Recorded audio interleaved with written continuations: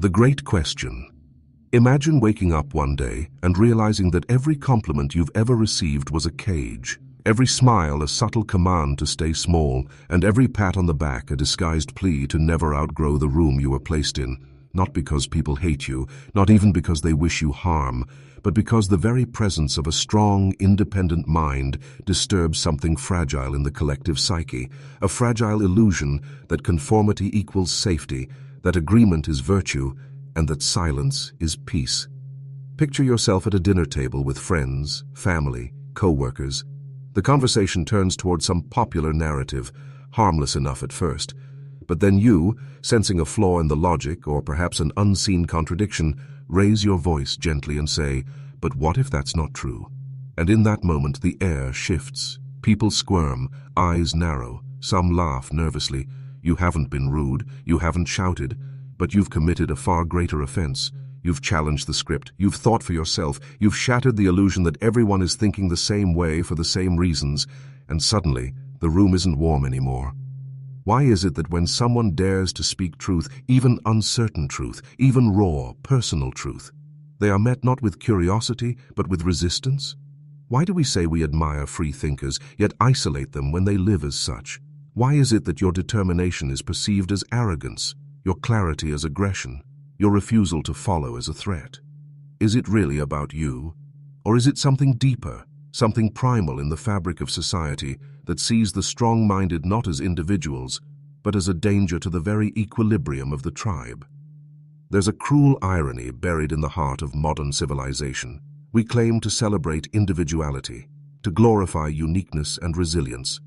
Every self-help book screeches, "Be yourself." Every ad campaign sells the fantasy of empowerment.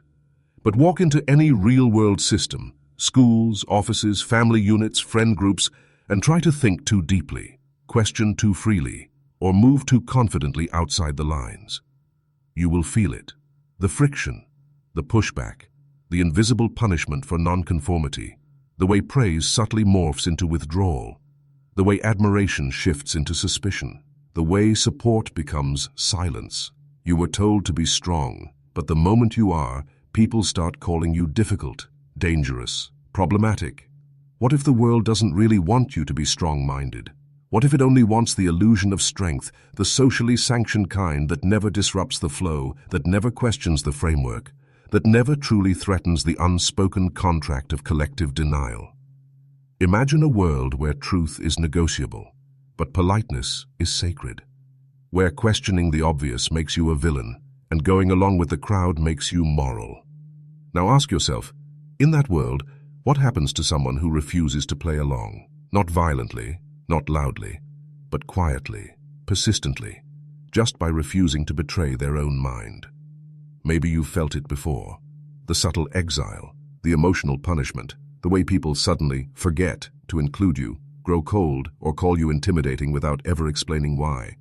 Maybe you've been told you're too intense, or you always overthink things, or can't you just let it go? Maybe you've learned painfully that people don't actually want the truth. They want comfort. They want confirmation. They want you to be smart, but not too smart. Honest, but not too honest. Free, but never free enough to make them question their own chains. So here's the great question. What does it cost to be truly strong-minded in a world built to reward compliance? Not just externally, but internally. What does it do to the soul to constantly be asked to dim your fire so others don't feel cold by comparison? To feel deep down that your clarity is a curse? That your capacity to see the truth makes you unlovable, unhireable, untouchable? And is the problem really with you, or with a society that would rather label the lighthouse dangerous than admit the ship is heading for the rocks? We like to think society is rational, that if we're good enough, smart enough, kind enough, we'll be accepted. But what if that's a lie? What if the moment you become truly conscious of yourself, of the game, of the illusions, you are no longer safe in the eyes of the collective? What if the reason society punishes the strong-minded is because they represent something intolerable, the unbearable possibility of freedom? And yet, if that's true, then what does it mean to choose strength anyway? To think freely, even when it costs you comfort? To speak truthfully, even when your voice shakes? to walk alone, not out of pride, but because your path simply diverged. This is the paradox we now enter. The world says it wants the brave, but it crucifies them. It says it honors wisdom, but silences those who share it unfiltered. It says, be yourself, but only if that self can still be digested without indigestion. So then, if you still choose to be strong-minded, are you defiant, or are you simply awake? Let's go deeper. The hidden problem. Its psychological, philosophical roots. To understand why society recoils at the strong-minded, we must first understand what the strong-minded actually are, and what they represent in the collective unconscious. A strong mind is not merely intelligent. It is not just stubbornness dressed as principle, nor is it loudness mistaken for leadership. A strong mind is a sovereign mind. It does not cling to inherited beliefs for the sake of comfort. It seeks truth, even when that truth dissolves all previous certainty. It does not follow for the sake of belonging, nor does it rebel for the sake of rebellion. It simply sees and refuses to look away. And in this simple act of clear perception, it becomes profoundly disruptive. Because what the strong-minded do, often without even meaning to, is act as living mirrors, not for flattery or affirmation, but for revelation. And most people are not ready to see what they truly look like when all the layers of pretense are stripped away. Carl Jung warned us of this discomfort long ago. In his work on the shadow, the rejected, hidden aspects of our psyche, he argued that the traits we most despise in others are often those we deny in ourselves. The strong-minded person, by refusing to suppress their authenticity, unknowingly drags other people's shadows into the light. Their confidence makes others feel their own insecurity. Their clarity makes others confront their own confusion. Their freedom, most threateningly, reminds others of their own invisible chains. And so, the reaction is rarely rational. It's psychological, deep, primal, often even unconscious. People do not hate the strong-minded because of what they do. They hate them because of what they awaken. This is the hidden problem. It's not about opinion. It's not about right or wrong. It's about threat perception. To the tribal brain, any individual who strays too far from consensus becomes a danger, not just to the group's ideas, but to its very survival. In early human evolution, being part of the tribe was literally a matter of life and death. The strong-minded, those who challenged the group's myths, questioned its rituals, or pointed out its flaws, threatened to fracture cohesion. And in a prehistoric world, fracture meant extinction. So the instinct to silence the divergent thinker was not cruelty, and it was self-preservation. But here's the great irony. Even though society has evolved, our instincts have not. We still punish those who challenge consensus, even if the consensus is absurd.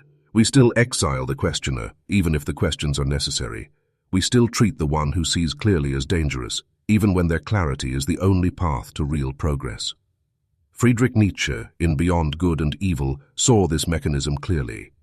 He wrote that the herd, or the masses, have always feared the one who thinks differently, not because he is wrong, but because he is alone. The solitary thinker, the self-actualized individual, reminds the crowd that they too could choose autonomy. And autonomy is terrifying. It means responsibility. It means no longer having the comfort of blaming others, of hiding an ideology, of outsourcing your conscience to authority. The strong-minded force this terrifying freedom into awareness simply by existing. And so, the crowd turns against them. Arthur Schopenhauer, ever the pessimist, believed that most people live lives governed by the will, a blind, insatiable force that drives desire, ego, and fear. The strong-minded individual, by contrast, gains some degree of freedom from this will through contemplative thought, self-awareness, and often suffering. In doing so, they exit the shared hallucination of mass desire and begin to live from a place of inner principle. But in separating from the collective will, they also lose the narcotic of collective approval. They become alien. And society, feeling this alienness, reacts with hostility masked as critique. You think too much. You're not being realistic. Why can't you just be like everyone else? This alienation can be subtle, especially in modern cultures that prize the illusion of individualism. In today's world, you're free to wear what you want, dye your hair purple, post opinions online, but try to challenge the foundational assumptions of your culture, economic systems, educational structures, corporate hierarchies, even social morality, and you'll feel the invisible fence. You'll hear the unspoken command, stay inside the lines. And the lines are not just external, they are embedded into your very psychology from birth. Schools reward obedience more than insight. Workplaces reward conformity more than creativity. Even friendships often reward agreement more than honesty. Over time, the mind learns that survival depends not on truth, but on fitting in. This is the great tragedy of the modern psyche. We are taught to fear not lies, but the consequences of not believing them. And so, when someone dares to step outside this conditioning, to question loudly, to think deeply, to live differently, they aren't just odd, they are dangerous. They reveal that the cage was never locked, that the scripts we follow are not sacred, that the fear we obey is optional. Jean-Paul Sartre captured this dilemma in his haunting idea that we are condemned to be free. To truly think for oneself is to step into this freedom and its burden. The burden of making meaning in a world that offers none. The burden of choosing values in a culture that sells them pre-packaged. The burden of carrying your mind like a torch through a world that prefers the comfort of shadows. The strong-minded carry this burden. They accept the loneliness that often comes with clarity, the tension that comes with authenticity, and the backlash that comes with standing alone in a crowd chanting the wrong thing. But this is not martyrdom, it is awareness. And so we return to the hidden problem. The strong-minded are not hated because they are wrong. They are hated because they are right too early. Because they challenge the myths people need to sleep at night. Because they refuse to participate in the great game of make-believe. And because sometimes we're deep in the collective. Subconscious, society understands this. If too many people start thinking for themselves, the whole illusion collapses. Not just the illusion of social order, but the illusion of self as it's been constructed by external approval. So the mind that refuses to be owned becomes the enemy, not because it has done harm, but because it threatens to undo a comfort too many have mistaken for truth. And this threat, silent, invisible, existential, is perhaps the most dangerous kind of all. The unseen consequences. You walk through your day assuming you're free. You go to work, you talk to friends, you scroll through your phone, you make choices, what to eat, what to wear, what to believe. It all feels autonomous, personal. But if you stop for just a moment, if you pull back from the momentum and examine your thoughts carefully, you may notice something strange. Your mind is filled with voices that aren't your own, opinions you never questioned, desires you inherited, fears you absorbed from television, teachers, trends, or trauma. Somewhere along the way, you stopped choosing. You started repeating. And you didn't even realize it. This is the unseen consequence of a world hostile to the strong-minded. It produces minds too afraid to be themselves. The most dangerous censorship isn't governmental. It isn't social media bans or state surveillance. The most insidious form of censorship is internal. It's self-censorship so deeply wired into your nervous system that you stop thinking clearly before you even know you've been interrupted. It's the flinch before you speak your truth, the tightening of the chest when your instincts deviate from the group, the mental redirection when a forbidden idea wanders into your awareness. You don't have to be silenced when you've already been trained to silence yourself. You don't have to be exiled when you've already been taught to hide your deepest thoughts. You become your own prison guard. And the worst part? You believe you're just being polite, responsible, practical. Over time, this erosion of internal freedom creates something devastating. An epidemic of spiritual numbness. People go through their lives anesthetized, not because they lack feeling, but because feeling has become dangerous. Feeling deeply leads to inconvenient questions. Questions lead to doubt. Doubt leads to isolation.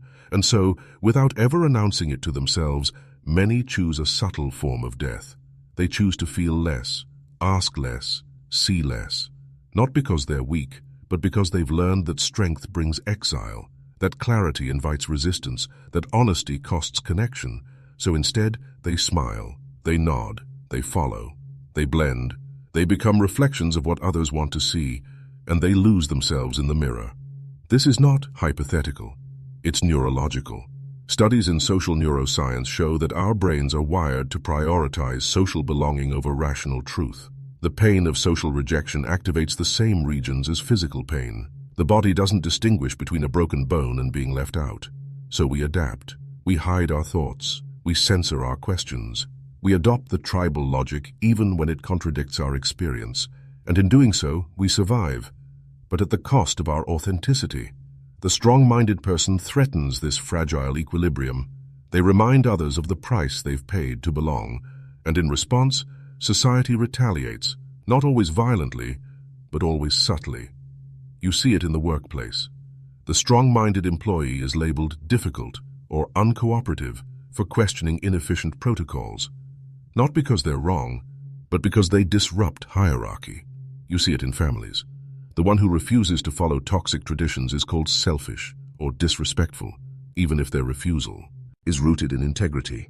You see it in politics, art, even spirituality. The one who asks forbidden questions is cast as dangerous, delusional, or divisive. It's never about the content of their ideas. It's about the discomfort their clarity causes, and that discomfort is enough to spark 1,000 ways of pushing them out. But the cost isn't just social, it's existential. When strong minds are punished, the culture begins to decay. Progress stalls, innovation dies, wisdom is replaced by repetition. Systems become bloated with consensus and hollow of meaning. The loudest voices become echoes, the boldest ideas become trends stripped of depth. And soon, society is not a collection of thinking individuals, but a performance of agreement, a well-rehearsed illusion where no one remembers the script's origin. This is how empires rot. Not from external enemies, but from the internal silencing of those who see clearly. Fyodor Dostoevsky once wrote that, "To live without hope is to cease to live." But what he implied, what burns beneath the surface of all his characters, is that to live without truth is to cease to be human. The unseen consequence of suppressing the strong-minded is that we begin to normalize inhumanity, not in the sense of cruelty, but in the sense of denying what it means to be fully alive, to think, to feel, to wrestle with meaning, to stand alone when needed. When we reject the strong-minded, we reject our own potential to become whole. And yet the tragedy goes even deeper. Because many strong-minded individuals, those rare souls who dared to think freely, don't even realize why they're being pushed out. They internalize the rejection. They question their worth. They wonder, am I too much? Am I broken? They feel the quiet punishments, relationships that end without explanation, careers that stagnate despite competence, communities that slowly grow cold, and they think the fault lies within, not understood, and that their exile was never personal, it was archetypal. It was the timeless fate of those who bring fire to a world built on comfort. But here's the cruel twist. Even as society shuns the strong-minded, it depends on them. It steals their language. It repackages their insights. It waits for their radical truths to become mainstream enough to sell. The very ideas that once got them ridiculed are later quoted in textbooks, taught in seminars, turned into hashtags. The same voices that were once silenced are resurrected, posthumously, safely, when their threat has been neutralized by time. Think of Nietzsche, who was dismissed in life and deified in death. Think of Jung, whose theories were considered fringe but now shape entire fields of therapy. Society hates the strong-minded, but only until it needs them. This pattern repeats across history, but it's not just a historical curiosity. It's happening now. Every day, countless minds are shrinking themselves to fit in. Countless souls are folding their wings to be accepted, and countless potential visionaries are fading into silence, not because they lack brilliance, but because the world convinced them that their brilliance was a burden. So the unseen consequence isn't just cultural, it's deeply personal. It's in you. It's in the questions you never asked, the opinions you swallowed, the dreams you buried, the emotions you numbed to maintain peace, the strange discomfort you feel when someone speaks too much truth too fast. That tension is the ghost of your own strong mind, knocking quietly, hoping you'll remember, hoping you'll listen. But can you? Will you? Or have you already closed the door? The rebellion. How to break free. Rebellion, when spoken aloud, sounds glamorous. Fiery-eyed poets, political martyrs, artists scrawling manifestos in candlelight. But the real rebellion, the one that matters most, is far quieter and infinitely harder. It is not storming the gates of a corrupt system. It is not shouting your truth into a megaphone. It is looking into the mirror and refusing to lie to yourself ever again. That is the first act of freedom. And in a world trained to hate the strong-minded, it is nothing short of revolutionary. To break free, you must first unlearn obedience, not to laws or to order, but to the silent compulsion to be liked. That is the true leash. That's the psychological collar around your neck. You were taught to crave approval, to interpret praise as validation and criticism as rejection. But the strong mind learns to stand apart from both. Praise and blame become echoes, not directives. Your compass is internal, forged not from vanity or rebellion, but from the deeper knowing that truth matters more than comfort. Carl Jung wrote, "The privilege of a lifetime is to become who you truly are." But that privilege requires a cost. The cost is alienation, at least at first, because the path to becoming yourself begins with a terrifying detour. The moment you stop trying to be what others expect, the room grows quiet. The crowd parts, not in awe, but in caution. And that's when the temptation comes, to shrink back, to apologize for your clarity, to dull your words so they cut less. Resist it. That's the moment of truth. That's where rebellion lives. Rebellion, in its purest form, is the refusal to betray your own mind. And you do that not by arguing with the world, but by reclaiming your voice from it. Begin with awareness. Start watching your thoughts the way a hawk watches prey. Ask yourself, is this belief truly mine? Or was it whispered into me by parents, teachers, advertising, algorithms? Dig deep. Be merciless. Excavating the self is not a polite process. It is spiritual archaeology. And often, you will discover that your fear of being different was never fear at all. It was grief. Grief for the parts of you that had to die so you could belong. Nietzsche urged us to become who we are. But becoming requires shedding, layers of conditioning, identity, ego. It is a kind of psychological molting, and the skin you leave behind will not be applauded. People liked you better when you played the part. They preferred the version of you that nodded at the right times, laughed on cue, and didn't raise uncomfortable truths. But if you want freedom, you must let that version die. You must let go of the persona you built for survival. Only then can you begin to live. So how do you do this? Not in one leap, but in 1,000 tiny acts of courage. You speak when silence is expected. You rest when hustle is demanded. You say no when yes would be easier. You admit doubt when others pretend certainty.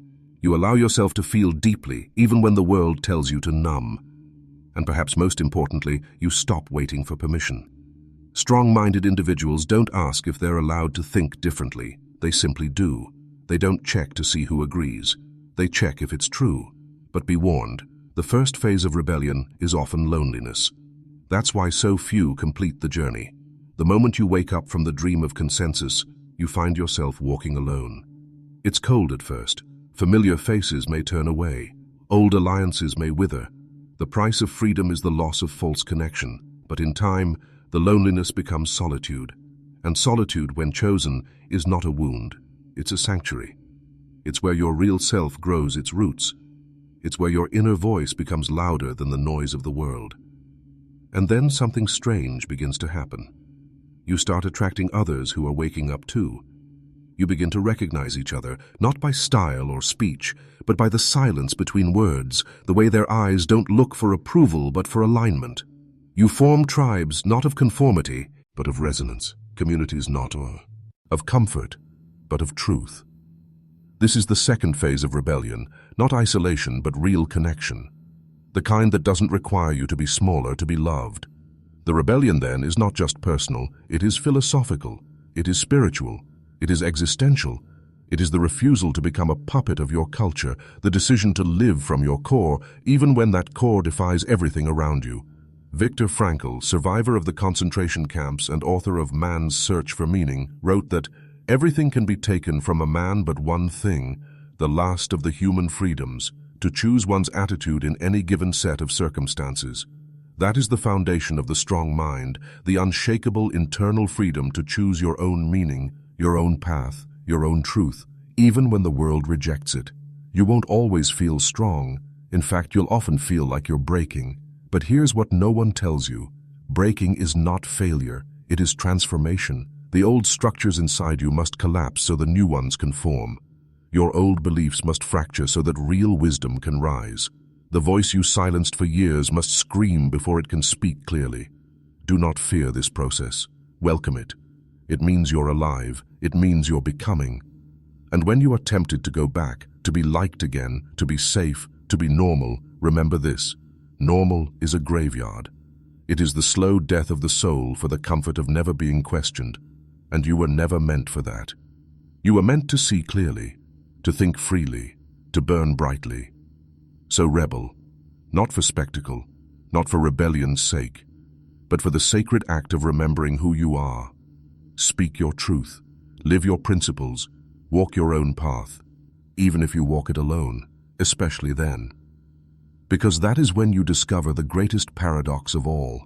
In choosing to be strong-minded, in choosing truth over comfort, you stop being alone. You become part of a lineage, a secret brotherhood and sisterhood across time, of those who chose awareness over anesthesia, freedom over fear, and meaning over approval.